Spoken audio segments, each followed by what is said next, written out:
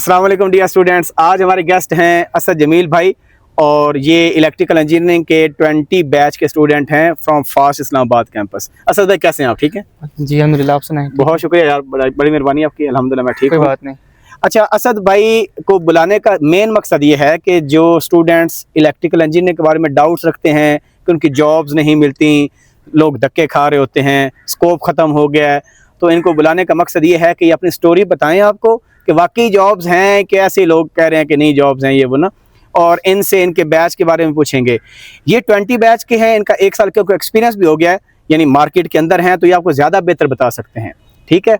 और इंशाल्लाह जो फ्रेश ग्रेजुएट्स हैं, जो 25 में भी जिन्होंने ग्रेजुएशन किया है, यानी 21st बैच के जो हैं EE के स्टूडेंट्स, उनको भी मैं इनवाइट करूंगा, उनका भी फीडबैक जो है आपके सामने शेयर करूंगा। अच्छा असद भाई, सबसे पहले थोड़ा सा तारुफ करा दें अपने बारे में। अस्सलाम वालेकुम, मेरा नाम असद जमील है और मैं फास्ट की 20th बैच से ग्रेजुएट हूँ। और मेरी जो ग्रेजुएशन है वो इलेक्ट्रिकल इंजीनियरिंग में है और मेरी स्पेशलाइजेशन जो है वो इलेक्ट्रॉनिक्स में है। जैसे ही मैं ग्रेजुएट हुआ तो मेरी यहीं पे मुझे यूनिवर्सिटी में जॉब मिल गई थी एज ए लैब इंजीनियर। तो मैंने एक ही सेमेस्टर यहाँ पे सर्व किया, फिर उसके बाद मैं चला गया नेक्स्ट स्टेप। तो वहाँ पे फिर मैंने जून तक वहाँ पे एज ए रिसर्च ऑफिसर में काम कर रहा हूँ, रिसर्च ऑफिसर एम्बेडेड सिस्टम्स में काम कर रहा हूँ वहाँ पे। फिर उसके बाद मेरी प्रमोशन होगी, वहाँ से एयरबेस है, वहाँ पे उनके एक इदारे में मेरी प्रमोशन हो गई और मैं भी वहीं पे ही अभी जॉब कर रहा हूँ। मुझे 1 साल तकरीबन होने वाला है एज अ इंडस्ट्री में एक्सपीरियंस करते हुए।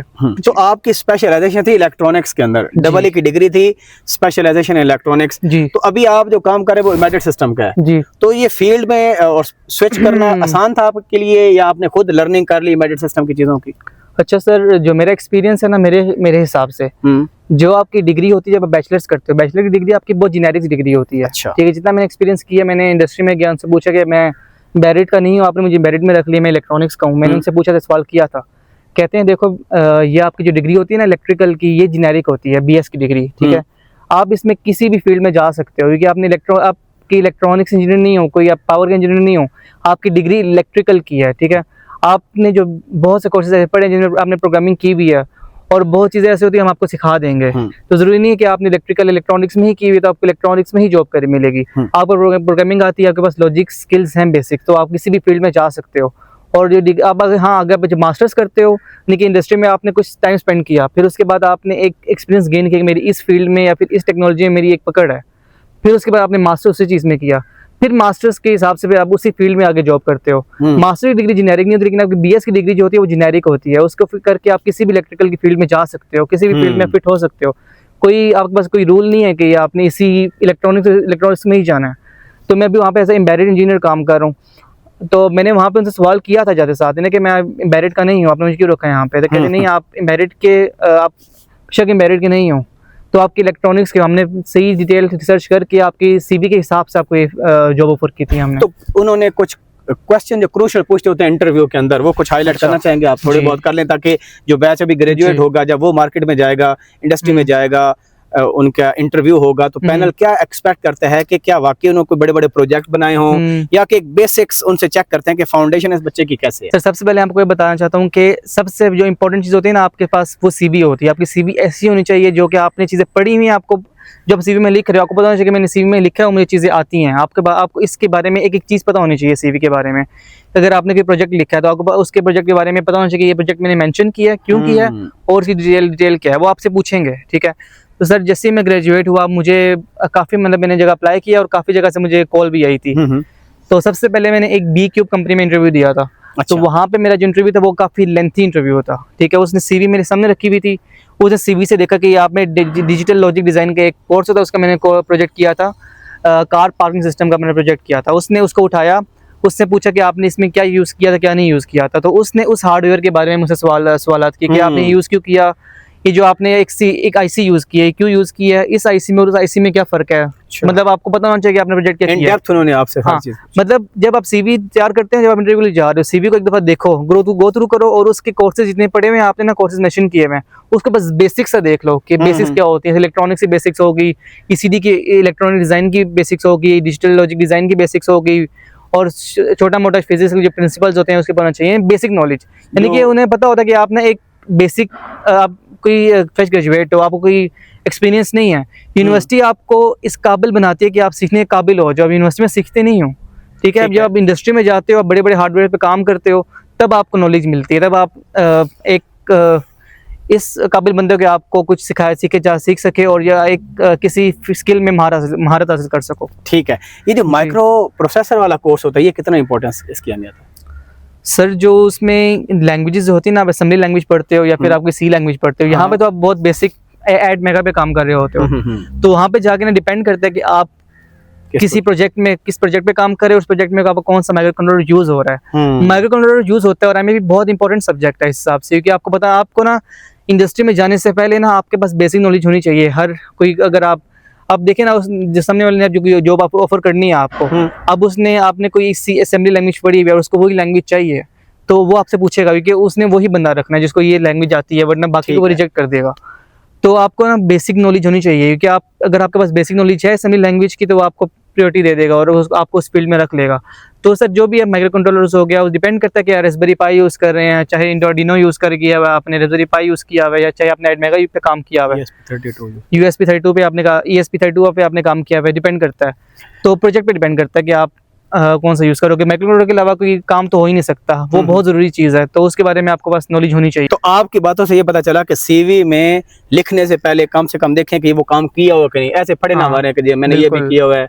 वो कहते हैं ना पहले तोलो फिर बोलो। हाँ, तो यही बात है कि जो चीज आपने की हुई वो लिखें, ऐसे ज्यादा अशोध्य मानने की जरूरत आपको नहीं है, ठीक है ना। जी दूसरी चीज जो है असद भाई, आप मुझे ये बताएं कि जो बच्चे डरे हुए हैं कि डबल की जॉब्स नहीं है, आगे क्या बनेगा, ठीक है, लाख रुपए की डिग्री है, आप उन ऐसे बच्चों को क्या मैसेज देना चाहेंगे? वाकई डर जाए कि जॉब्स नहीं है, कि क्या करना चाहिए कि उनको जॉब भी मिल जाए और इवन बिफोर ग्रेजुएशन जॉब मिल जाए? इसकी टिप बता दें।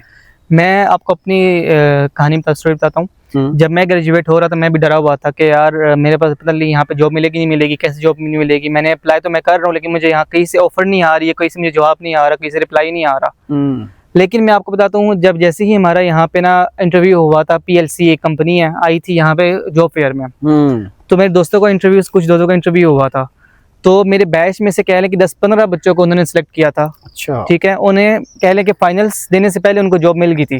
ठीक है, तो ये नहीं है कि आपके पास कोई जॉब्स नहीं है, पाकिस्तान में जॉब्स भरी पड़ी हैं, बहुत कंपनीज हैं आपको लेने के लिए बैठी हुई हैं। ठीक है, आपको बस ना क्या चाहिए, आपको एक अच्छा GPA चाहिए। ठीक है, कम से कम आप एक इंटरव्यू की टेस्ट में जा सको। जब आप इंटरव्यू की टेस्ट में जाके बैठ गए GPA की मदद से, उसके बाद फिर आपके स्किल्स बोलेंगे। और GPA बता दें साथ कितना अच्छा है। अच्छा, मैं GPA जो ग्रेजुएट हुआ था, मेरा ग्रेजुएटिंग CGPA था 3.26 से ग्रेजुएट हुआ था।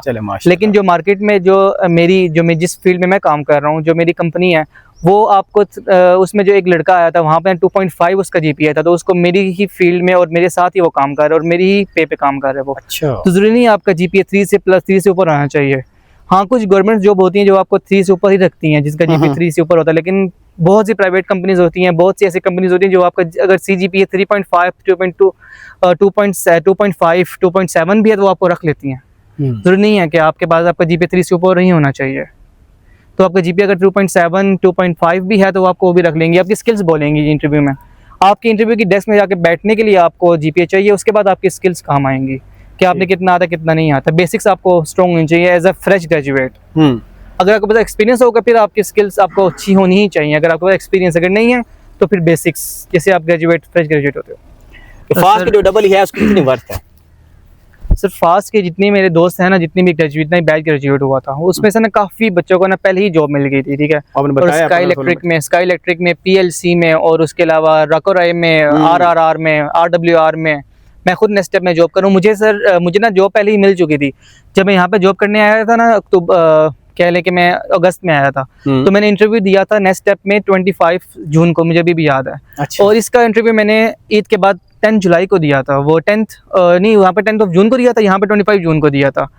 लेकिन नेक्स्ट स्टेप जो है ना, उनका थोड़ा जो प्रोसेस स्लो होता है, क्योंकि ना वहाँ पे साइंस वगैरह काफ़ी चाहिए होती है हाई केमिस्ट्री से जाके।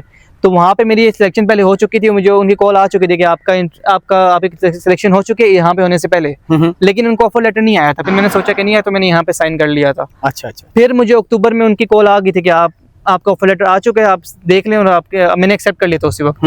तो इसका मतलब ये है कि जॉब मिल जाती है, बहुत कंपनीज बनी पड़ी हैं, और फास्ट के ना काफ़ी बच्चों को जॉब मिल चुकी है। काफ़ी बच्चे जॉब कर रहे हैं और काफ़ी बच्चे बाहर भी चले गए हैं फॉरेन कंट्रीज में मास्टर्स के लिए। यानी आपके जो बैच बैठे हैं कोई वेला नहीं फिर रहा, बहुत कम वो फिर जो करना नहीं चाह रहे हैं। हाँ, या फिर जो बिजनेस करना चाह रहे हैं, जो जॉब नहीं कर सकते। असल में ना लोग ब्लेम गेम यही करते हैं ना, खुद कुछ करना नहीं है, ठीक है, तो सही कहना है। है कि नौकरियां नहीं, लोग जो है ना वो हाँ। बेरोजगार फिर रहे हैं भाई। ऐसा अगर ही आप है। खुद एक्सप्लोर नहीं करेंगे, अपने लिंक्स नहीं बनाएंगे, अप्लाई नहीं करेंगे, तो जॉब कैसे? घर बैठे बैठे तो वो दौर नहीं सर, गुजर गया बिल्कुल कि भी लोग नहीं है। कहते थे, हम जब छोटे होते थे कहते हैं कि घर बैठे बैठे कॉल आ गई है भाई। इस तरह अब आजकल घर बैठे बैठे नहीं आती, लिंक्डइन प्रोफाइल अपलोड करनी, अपडेट करनी पड़ती है, लोगों से, अपने सीनियर से रब्ता करना पड़ता है। तो इसका मतलब है कि डबल लेवल बच्चे ना घबराएं, हाँ बस सर, सही तरीके से पढ़ें और काम। बिल्कुल सर, मैं जो सीनियर्स हैं मेरे 19 बैच में, अच्छा। काफ़ी सीनियर्स थे, उनका जीपीए बहुत मतलब क्या है कि मेरे से 2.5, 2.6, 2.7 इस तरह से था।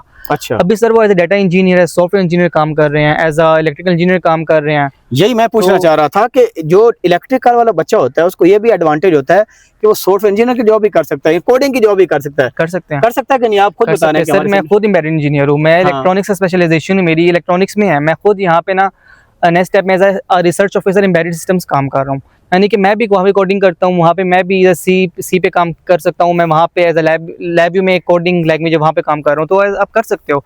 ये डिग्री जेनेरिक होती है आपकी, पहले मैंने कहा था। आपकी मास्टर्स डिग्री जो होती है वो स्पेसिफिक होती है, लेकिन आपकी जो बीएस की डिग्री होती है वो जेनेरिक होती है। आप किसी भी फील्ड में जा सकते हो, जरूरी नहीं है कि आपने इलेक्ट्रिकल में करने में इलेक्ट्रिकल ही फील्ड में, इलेक्ट्रिकल फील्ड में मतलब आपने सिर्फ इलेक्ट्रॉनिक्स में ही जाना है, आपको कोई रखेगा ही नहीं कोई और। ठीक है। ऐसे ही है, मेरे काफी लड़के दोस्त जो हैं वो सॉफ्टवेयर इंजीनियर काम कर रहे हैं पीएलसी में। अच्छा, मुझे ये बताएं चीज कि डबल ई में लोग कोडिंग से बड़े भागते हैं कि कोडिंग का डबल ई से क्या लेना देना, उनको इंटरेस्ट डेवलप नहीं होता। ठीक है, अब इवन कोई लैंग्वेज उठाए ना, सी प्लस पर उठाएं तो बच्चे डरे होते हैं कि हम कोडिंग सी एस वालों का काम है, हमारा काम ही नहीं है। मैट लैब आएगी उसमें भी वो हैंड्स अप उनके हो जाएंगे। ठीक है, तो उनको इंपॉर्टेंस का नहीं पता कि सी की कितनी इंपॉर्टेंस है इंडस्ट्री के अंदर। आप इस पर थोड़ा सा फोकस करेंगे कि उन बच्चों को बताओ जो डरे हुए हैं कि भाई डबल ई वाले का बच्चे का काम नहीं कोडिंग करना, तो क्या वाकई बात ठीक है ये? अच्छा सर, जब मैं स्टूडेंट था ना, मैं भी थोड़ा डरता था कोडिंग से ना, कि कोडिंग क्या है, मुश्किल लॉजिक बिल्डिंग ही नहीं आती।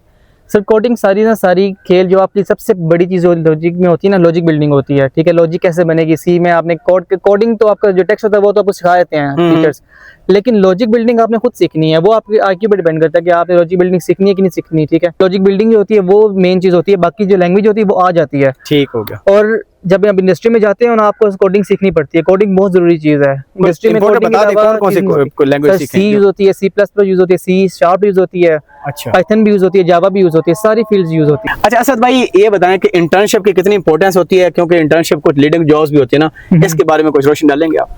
अच्छा, सबसे पहले ना इंटर्नशिप्स जो होती है ना आपकी बहुत इंपॉर्टेंट होती है। इंटर्नशिप आपने तब करनी है जब अपना आखिरी सेमेस्टर, आपका 2 सेमेस्टर्स रहेगा, यानी कि आपका लास्ट ईयर है।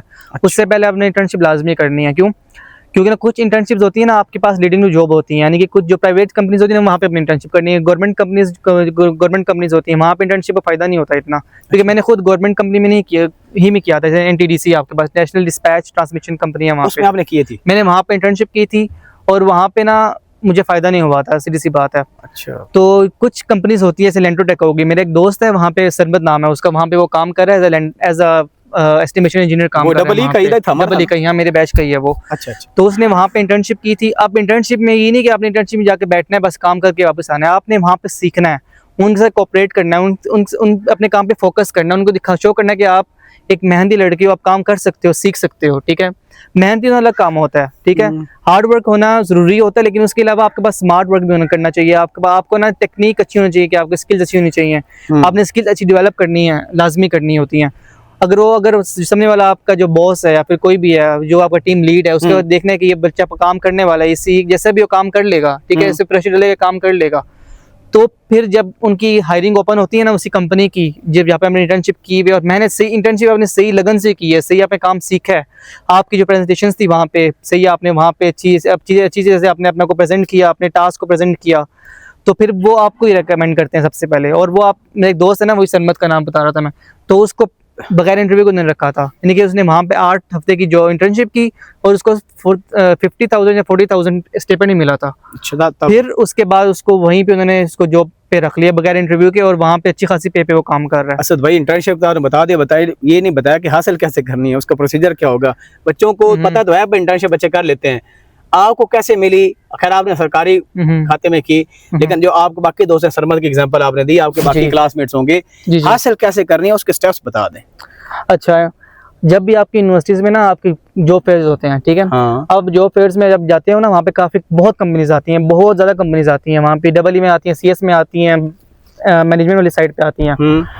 फिर जो आखिरी बैच के बच्चे हैं जो जिनका FIP होता है वो तो वहाँ पे करेंगे और जॉब्स के लिए अप्लाई करेंगे, लेकिन जो पुराने बैच के हैं जो एज अ मतलब जिनका लास्ट ईयर है तो वो इंटरव्यू दे सकते हैं उनके लिए इंटर्नशिप्स के लिए। इंटर्नशिप वो खुद कहते हैं कि हम इंटर्नशिप ओपन कर रहे हैं, आपने अप्लाई करना है आप कर दो, वहाँ पे इंटरव्यू दे सकते हो। लिंक्डइन भरा पड़ा है, करियर ऑफिस वाले भी बात मेल कर रहे होते हैं। हाँ, यानी आपने ना कैरियर ऑफिस को फॉलो करना है हमेशा। मुझे उनकी काफी मेल आई थी। नेक्स्ट स्टेप मैंने अप्लाई किया था ना जॉब के लिए, मैंने वहीं से अप्लाई किया था कैरियर ऑफिस से ही। तो आप कैरियर्स हो गए, इसके बाद लिंक्डइन होगी और जॉब फेयर में वहाँ पे कंपनीज काफी आती है, वहाँ पे आप इंटरव्यू दे सकते। जो मेरा दोस्त सरमद है उसने भी यहीं पे यूनिवर्सिटी में ही जॉब के लिए इंटरव्यू दिया था, उसके बाद टेस्ट हुआ था वहाँ पे उसका। तो यहाँ पे भी आप अप्लाई कर सकते हो जॉब फेयर पे भी। ये आपने बताया कि 3 साल बाद इंटर्नशिप मैंडेटरी है बिफोर योर 7th सेमेस्टर। तो जब 2 साल हो जाएंगे तो उन समर्स में क्या करेंगे बच्चे? अगर 2 साल बाद इंटर्नशिप का मौका मिल जाए वो ठीक नहीं है? वैसे आप क्या कहते हैं? एक्सपीरियंस हासिल कर लो, एक्सपीरियंस आप काउंट कर सकते हो, आपकी CV अच्छी हो जाएगी, इंप्रेसिव बन सकती है। कोई नया कोर्स सीख लो, कोई नई चीज सीख लो। हाँ। अगर आपने कोई ए में आपका इंटरेस्ट है तो ए कोई कोर्स कर लो। आप डबल ई में ना रह के ए का भी काम कर सकते हो। काफी दोस्त मेरे ऐसे भी जो ए की कंपनी में काम कर रहे हैं, ऐसा ए इंजीनियर काम कर रहे हैं। और डबल ई क्या है वो? तो डबल ई बहुत वास्ट फील्ड है, बहुत ही सारे एवेन्यूज आपके लिए ओपन है, कुछ भी कर सकते हैं आप। सर जब मैं आया था यहाँ पे ना इंजीनियरिंग कर रहा था, मेरे घर वाले कह रहे थे कि तुम क्यों इलेक्ट्रिकल कर रहे हो, ये आपने क्या गली में कोई जाया कर रहे हो, अपने गली में कोई इलेक्ट्रिशियन बनोगे, फिर गली में आपने कुछ बेचोगे वही तारे वगैरह। मैंने कहा था नहीं ये अच्छी फील्ड है और बहुत बड़ी फील्ड है ये, ठीक है, और एक अच्छी फील्ड है जो आपका इलेक्ट्रिकल के अलावा कोई काम हो ही नहीं सकता। आपने कोडिंग करनी है, कोडिंग आप कर सकते हो, उसके वो काम नहीं होगा। आपका हार्डवेयर इंजीनियर हो तो हार्डवेयर तो बनाओगे नहीं, डिजाइन नहीं करोगे, उसके अलावा कोई वो काम यानी डबल एक छुपा रुस्तम डिग्री है, उसको ऐसे कह सकते हैं। लोग इसको ऐसे अंडरमाइन कर रहे होते हैं कि डबल ई खत्म हो गई। स्कोप आपका अपना होता है, आपने अपनी वैल्यू खुद बनानी होती है। वैल्यू एडिशन क्या कर सकते हैं, ठीक है। लोगों के सुनेंगे तो फिर ना इधर के रहेंगे ना उधर के रहेंगे, ठीक है। एक और बात थी, ये सर ने बात की है ना कि दूसरों की सुननी नहीं है आपने। कोई कहे आपको डिमोटिवेट बहुत लोग करेंगे। आप कंपनी में जाओगे ना, आपको साथ वाला बंदा डिमोटिवेट करेगा, यार यहाँ पे क्यों आए हो, ये आपको अच्छी कंपनी नहीं है, आपको ख्वार करेंगे, आपको तंग करेंगे। नहीं, आपने अपना माइंडसेट बनाना है कि आपने खुद एक्सपीरियंस लेना है, फिर अपना पॉइंट ऑफ व्यू बनाना है और अपने अगले बंदे को आपने मोटिवेट करना, डिमोटिवेट नहीं करना। अगर डिमोटिवेट करोगे, जो नया बंदा आया तो उससे काम नहीं होना, वो डरता रहेगा। आपने 2-3 जॉब स्विच की हैं माशाल्लाह इन 1 ईयर और सो, तो आप क्या कहते हैं क्या बेस्ट प्रैक्टिस होनी चाहिए? क्या 1.5 साल एक कंपनी में किया, साथ एक्सप्लोर करता रहा, क्या अच्छी प्रैक्टिस है? और आपके दोस्त बाकी उनका भी थोड़ा एक्सपीरियंस शेयर करेंगे? सर मेरे दोस्त काफ़ी एक ही कंपनी में काम कर रहे हैं सर। इसकी सबसे बड़ी मिसाल ये है कि मेरी कंपनी में ना 2-3 ऐसे लोग हैं जो कि 8-8 साल से काम कर रहे हैं वहाँ पे। अच्छा। और उनकी 5-6 लाख से ऊपर तनख्वाहें हैं। खुश हैं सर। अच्छा। और सर वो डिपेंड करता है ना आपकी जहाँ पे आप काम कर रहे हो, बंदे की एक जगह रह के जहाँ पे आप काम कर रहे हो, डिपेंड करता है कि वहाँ पे ग्रोथ कितनी हो रही है, ठीक है, और वहाँ पे आप क्या सीख रहे हो आपको। और दूसरी बात सबसे बड़ी बात होती है कि आपकी वैल्यू है कि नहीं, वहाँ पे वैल्यू सबसे बड़ी चीज होती है। यहाँ पर ना मुझे एक पॉइंट याद आ गया। हमारे प्रोफेसर होता था, कनाडा से आया था, उसने 3 बातें की थी। कहता मैं ना एक जगह जॉब तब तक करता हूँ जब तक मुझे 3 फायदे ना हो। नंबर 1, मेरा पे पैकेज अकॉर्डिंग टू इन्फ्लेशन ना बढ़ रहा हो। अगर नहीं बढ़ रहा मेरा पैकेज तो मैं वो जॉब छोड़ देता हूँ, नंबर 1। नंबर 2, मेरी लर्निंग कितनी हो रही है कि जब मैं यूनिवर्सिटी ज्वाइन की थी या एक कंपनी ज्वाइन की थी तब मेरा लेवल क्या था और अब मेरा लेवल क्या है। अगर मेरा लेवल अप नहीं हो रहा लर्निंग में, वही चीज़ मैं पढ़ाई जा रहा हूँ, जैसे टीचर हम कहते हैं एक कोर्स पढ़ाया बस पूरी उम्र वही पढ़ाई रखो तुसी, ठीक है, चेंज ना करो क्योंकि दोबारा मेहनत करनी पैसी। लिहाजा उसने कहा था अगर लर्निंग नहीं हो रही तो तब भी मैं वो जॉब नहीं करूंगा, उसको छोड़ दूंगा कुछ देर बाद। और सबसे बड़ी बात उसने कहा अगर मेरी ग्रोथ नहीं हो रही, कि मैं पहले लेक्चरर था, असिस्टेंट प्रोफेसर, एसोसिएट, फिर मैं फुल प्रोफेसर, अगर मेरी ग्रोथ कंपनी में नहीं हो रही ना तो फिर भी मैं वो कंपनी छोड़ दूंगा। मैं ऐसी कंपनी जाऊंगा जहाँ पर तीनों चीज़ हों। तो मेरे ख्याल में ये बड़ा इंपॉर्टेंट पॉइंट है। आपको देखना चाहिए कि मेरी ग्रोथ कितनी हो रही है, क्या मैं जो मार्केट ट्रेंड्स हैं उसके हिसाब से अपने आप को अपलिफ्ट कर रहा हूँ, अपग्रेड कर रहा हूँ कि नहीं। अगर आप आउटडेटेड रह रहे हैं और तनख्वाह मिलती जा रही है तो इसका मतलब है कि अपना बेस्ट कर रहे हैं। सर ये मैं आपको बताता हूँ, जैसे मैं यहाँ पे आपको बताता हूँ, यहाँ पे मैंने 1 सेमेस्टर मैंने यहाँ पे लगाया है, यूनिवर्सिटी में सर्व किया है।